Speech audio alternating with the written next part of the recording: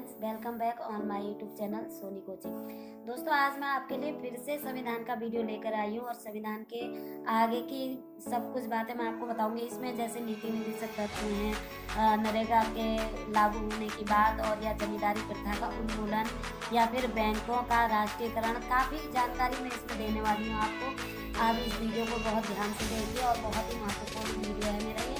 और आगे इसके बाद में आने वाली वीडियो में आपको इसके अंतर्गत आने वाले क्वेश्चन आंसर भी आपको फिर से डालूंगी। एक बार क्वेश्चन आंसर और भी बहुत ही महत्वपूर्ण क्वेश्चन आंसर में छाट कर आपको बताती रहती हूँ, इसमें जो आपके एग्जाम में काफ़ी काम आने वाले हैं।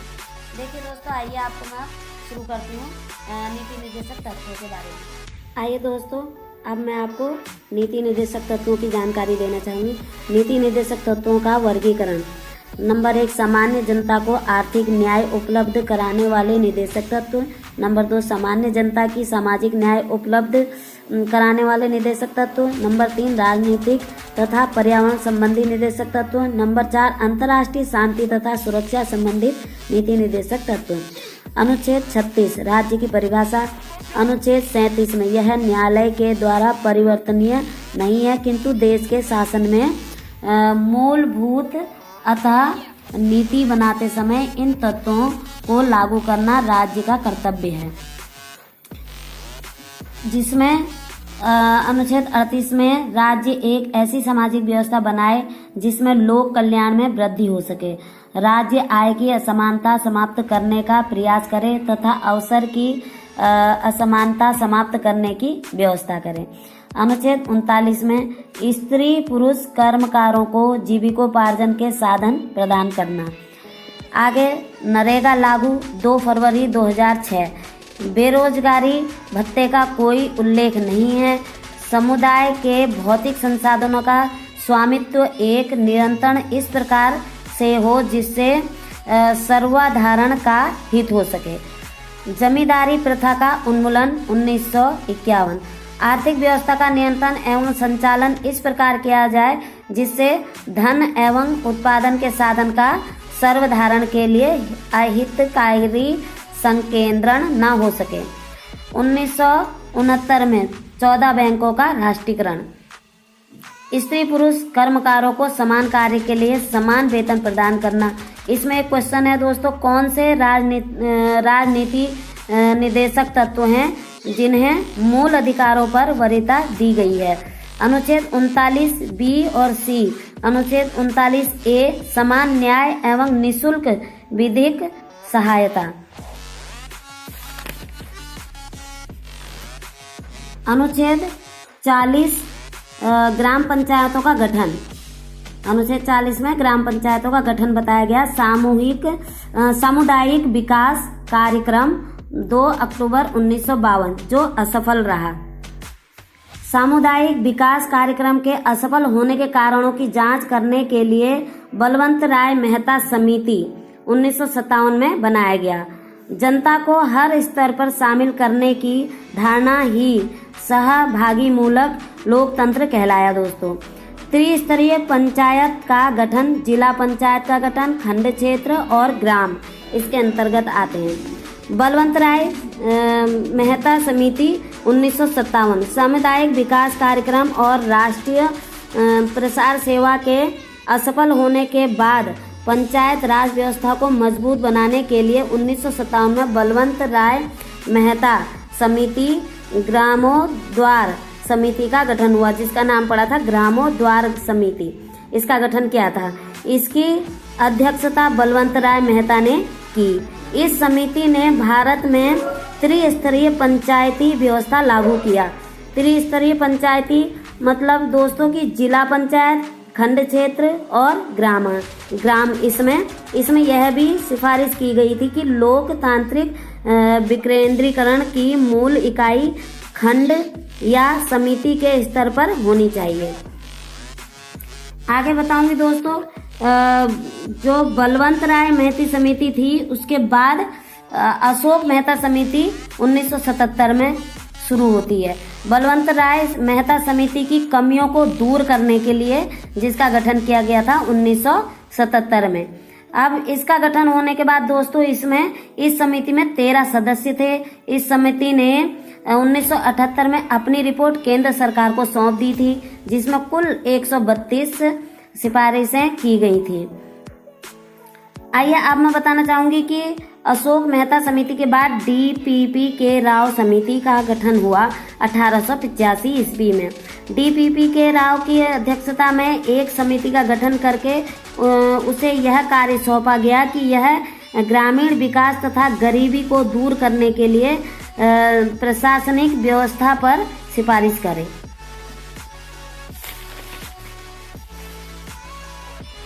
उसके बाद पीके युगल समिति। अब आती है पीके युगल समिति, जो 1988 में बनी थी। 1988 में पी युगल समिति का गठन पंचायती संस्थाओं पर विचार करने के लिए किया गया था। इस समिति ने अपने प्रतिवेदन में कहा कि पंचायती राज संस्थाओं को संविधान में स्थान दिया जाना चाहिए। संविधान में स्थान देने के इसलिए आग्रह किया गया था। पंचायती राज व्यवस्था का वर्णन भाग 9 व 11वीं अनुसूची में है तथा इसमें कुल 29 विषय हैं। जिन राज्यों में पंचायती राज व्यवस्था लागू नहीं की गई है वो हैं दिल्ली, जम्मू कश्मीर, मेघालय, मिजोरम, नागालैंड। इसमें एक क्वेश्चन आता है दोस्तों, पंचायती राज व्यवस्था किस पर आधारित है? बीच बीच में मैं आपको क्वेश्चन बताती जा रही हूँ, लेकिन मैं इस वीडियो के बाद भी आपके लिए इम्पोर्टेंट क्वेश्चन डालने वाली हूँ अगली नेक्स्ट वीडियो में। पंचायती राज व्यवस्था किस पर आधारित है? उत्तर है लोकतांत्रिक केंद्रीकरण पर आधारित है। पंचायत व्यवस्था से संबंधित प्रावधान। पंचायत व्यवस्था से अंतर्गत सबसे निचले स्तर पर ग्राम सभा होगी। इसमें एक या एक से अधिक गांव शामिल किए जा सकते हैं और ग्राम सभा की शक्तियों के संबंध में राज्य विधानमंडल द्वारा कानून बनाया जाएगा। 20 लाख से अधिक जनसंख्या वाले राज्यों में त्रिस्तरीय पंचायत की स्थापना की जाएगी। दोस्तों 20 लाख से अधिक जनसंख्या वाले राज्यों में सभी स्तर की पंचायतें का कार्यकाल 5 वर्ष का होगा। सभी स्तर की पंचायतों का कार्यकाल 5 वर्ष का होगा, लेकिन विघटन 5 वर्ष से पहले भी किया जा सकता है, किंतु विघटन की दशा में 6 माह के अंतर्गत चुनाव करना आवश्यक होगा। अगर कोई सरकार 5 साल से पहले हटती है, किसी भी पंचायत में से 5 साल से पहले अगर इसको हटाना पड़ता है, विघटन करना पड़ता है, तो उसका चुनाव 6 महीने के अंदर अंदर किया जाना होता है।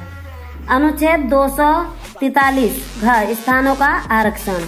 SC ST के लिए जनसंख्या अनुपात में 30% और आरक्षण प्राप्त होगा और SC ST की महिलाओं को 30% का 1/3 भाग तथा अन्य महिलाओं को शेष का 1/3 आरक्षण प्रदान किया जाएगा। OBC को जितना विधानमंडल निर्धारित करेगी उतना आरक्षण मिलेगा OBC को। अनुच्छेद 243 में पंचायतों के लिए निर्वाचन आयोग और अनुच्छेद 243 झ में वित्तीय स्थिति के पुनर्विलोकन के लिए वित्त आयोग का गठन किया गया। अनुच्छेद 41 में कुछ दशाओं में काम, शिक्षा और लोक सहायता प्रदान करना, वृद्धों को रोजगार, वृद्धावस्था पेंशन योजना आदि लागू किए गए।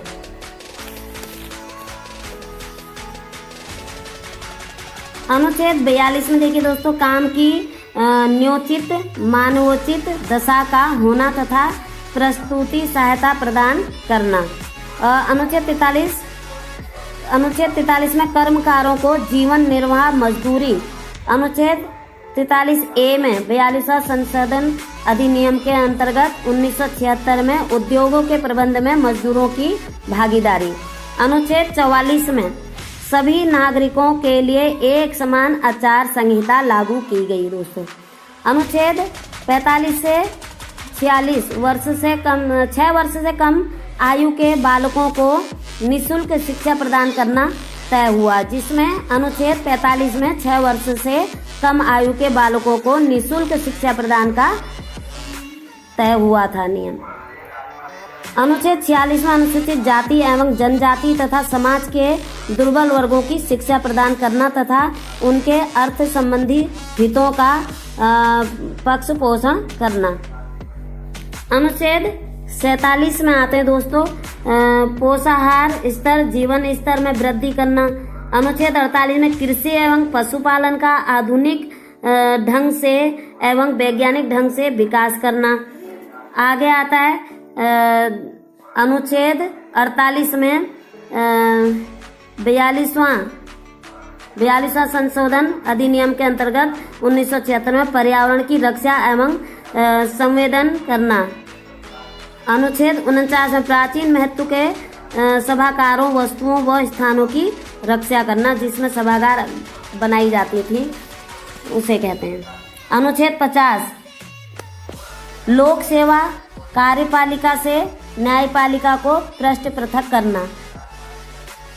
अनुच्छेद 51 में अंतर्राष्ट्रीय शांति सुरक्षा की अंकवृद्धि तथा प्रयास करना तथा आपसी विवादों का शांतिपूर्ण समाधान करना।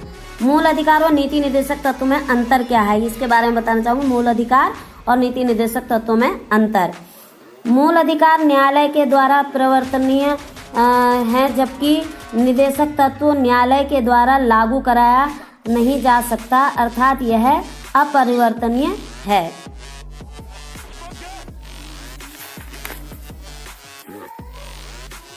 नीति निर्देशक तत्वों की कुछ टिप्पणी किस प्रकार है, टिप्पणी के बारे में बताना चाहूंगी कि ग्रेनविल ऑस्टिन ने कहा था, इसे सामाजिक क्रांति का दस्तावेज कहा गया। सामाजिक क्रांति का दस्तावेज कहा। BN राव के मुताबिक इसे नैतिक उद्देश्य मान कहा गया। सर आइवर जेनिक्स ने इसे पुण्य आत्माओं का महत्वाकांक्ष मान कहा गया। केपी शांत के अनुसार यह एक ऐसा चेक है जिसका भुगतान बैंकों की इच्छा पर निर्भर करता है। अंबेडकर के अनुसार इसका उद्देश्य आर्थिक लोकतंत्र को स्थापित करना है, जो राजनीतिक लोकतंत्र से भिन्न है। KN पाणिकर के अनुसार इसका ध्येय आर्थिक क्षेत्र में समाजवाद लाना होता है। आगे मैं बताना चाहूंगी दोस्तों आपको राष्ट्रपति के निर्वाचन की पद्धति क्या होती है। राष्ट्रपति के निर्वाचन की पद्धति अनुच्छेद 55 के द्वारा राष्ट्रपति के निर्वाचन में दो सिद्धांतों को अपनाया गया है। दो सिद्धांत कौन से हैं मैं आपको बता रही हूँ दोस्तों। समरूपता तथा समतुल्यता या अनुपातिक प्रतिनिधित्व प्रणाली इस सिद्धांत का तत्व है कि सभी राज्यों की विधानसभाओं का प्रतिनिधित्व का मान निकालने के लिए एक ही प्रक्रिया अपनाई जाएगी तथा विधानसभा के सदस्य के मत मूल्य का निर्धारण और इसमें संसद राज्य के मत मूल्य का निर्धारण। और आगे मैं बताना चाहूंगी राष्ट्रपति के पद निम्न रीति से रिक्त होगा कार्यकाल पूरा होने पर या पद त्याग से या मृत्यु होने पर, महाभियोग द्वारा निर्वाचन रद्द हो जाने पर। इस तरह से राष्ट्रपति का पद रिक्त हो सकता है। राष्ट्रपति अनुच्छेद 52 भारत का एक राष्ट्रपति होगा और जिसमें योग्यता होनी चाहिए वह भारत का नागरिक हो, वह 35 वर्ष की आयु पूरी कर चुका हो, वह लोकसभा का सदस्य निर्वाचित होने की योग्यता रखता हो, लोकसभा का सदस्य निर्वाचित होने की योग्यता रखता हो। इतनी शर्तें होने के बाद राष्ट्रपति एक नियुक्त किया जाता है। इन सब चीजों के होने के बाद, योग्यताओं के बाद शर्त होती है वह कोई लाभ का पद धारण किया हुआ ना हो।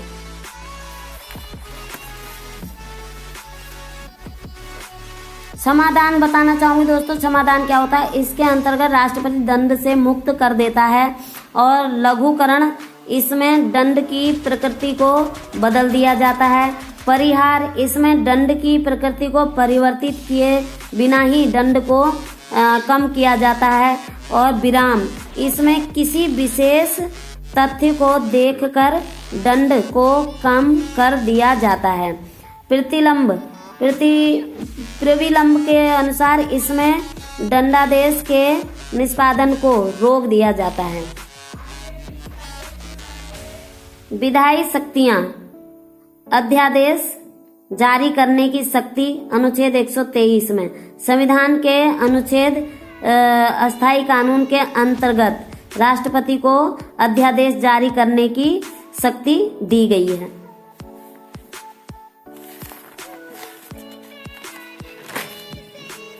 राष्ट्रपति द्वारा नियुक्तियां किस किस की होती है, अब मैं उसके बारे में आपको बताना चाहूंगी कि राष्ट्रपति किस किस को नियुक्त करता है। राष्ट्रपति द्वारा निम्नलिखित लोगों की नियुक्ति की जाती है, जैसे राज्यपाल, महान्यायवादी, नियंत्रक, महालेखा परीक्षक, वित्त आयोग अध्यक्ष सदस्य, संघ लोक सेवा आयोग सदस्य अध्यक्ष, राष्ट्रीय पिछड़ा वर्ग सदस्य अध्यक्ष, राष्ट्रीय SC ST वर्ग सदस्य अध्यक्ष और SC और HC के न्यायाधीश, इन सब की नियुक्ति राष्ट्रपति द्वारा होती है। विधेयक के बारे में बताना चाहूंगी कि कुछ विधेयक ऐसे होते हैं जिसे राष्ट्रपति की सहमति के बिना किसी भी सदन में प्रस्तुत नहीं किया जा सकता। जैसे नए राज्यों का निर्माण करने वाले क्षेत्र और को घटाने या बढ़ाने वाला सीमा नामों में परिवर्तन करने वाले विधेयक, धन विधेयक और न्याय संबंधित विधेयक, राज्यों के व्यापार को प्रभावित करने वाला विधेयक, भारत की संचित निधि पर निम्न व्यय भारित राष्ट्रपति के पद से संबंधित उपलब्धियां। संविधान संशोधन विधेयक अनुच्छेद 368, धन विधेयक अनुच्छेद 110, साधारण विधेयक अनुच्छेद 111 में है। राष्ट्रपति धन विधेयक की अनुमति किस संदर्भ में निर्धारित कर देगा, ये क्वेश्चन है दोस्तों। राज्यों के संदर्भ में राष्ट्रपति धन विधेयक की अनुमति निर्धारित। साधारण विधेयक 111 में, साधारण विधेयक में संयुक्त बैठक बुलाई जाती है। संयुक्त बैठक बुलाने का अधिकार सिर्फ राष्ट्रपति के पास है। संयुक्त बैठक अनुच्छेद 108। अब तक 3 बार संयुक्त बैठक बुलाई जा चुकी है। दहेज निषेध विधेयक और बैंकिंग सर्विसेज बिल 1978 में और कोटा 2002 में। साधारण विधेयक दोनों सदनों में से किसी भी सदन में प्रस्तुत किया जा सकता है। इसे स्वीकार या अस्वीकार करना राष्ट्रपति के हाथ में होता है।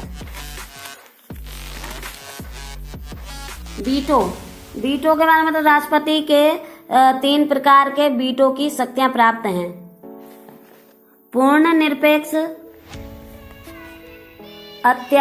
आंतरिक वीटो, पूर्ण निरपेक्ष अत्यांतरिक वीटो, जिसमें जब राष्ट्रपति किसी विधेयक को अनुमति नहीं देता है तो यह कहा जाता है कि राष्ट्रपति ने पूर्ण वीटो की शक्ति का प्रयोग किया है। निलंबकारी वीटो, जब राष्ट्रपति किसी विधेयक के प्रभाव को निलंबित करने के लिए अनुमति देने हेतु अपने पास प्रेषित विधेयक को संसद के पास पुनर्विचार के लिए भेजता है तो कहा जाता है कि राष्ट्रपति ने निलंबित वीटो का प्रयोग किया है। जेबी वीटो, जब राष्ट्रपति संसद द्वारा दिए गए विधेयक को ना तो अनुमति दे और ना तो उसे पुनर्विचार के लिए वापस भेजता है तो कहा जाता है कि राष्ट्रपति ने जेबी वीटो का प्रयोग किया है।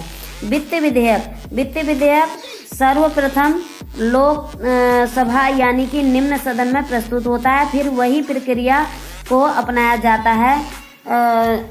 आपातकालीन शक्तियां, राष्ट्रपति को निम्नलिखित आपातकालीन शक्तियां दी गई हैं दोस्तों, जिसमें राष्ट्रीय आपात घोषित करने की अनुच्छेद 352, राज्यों में संवैधानिक तंत्र की विफलता पर अनुच्छेद 356, वित्तीय आपात घोषित करने की अनुच्छेद 360।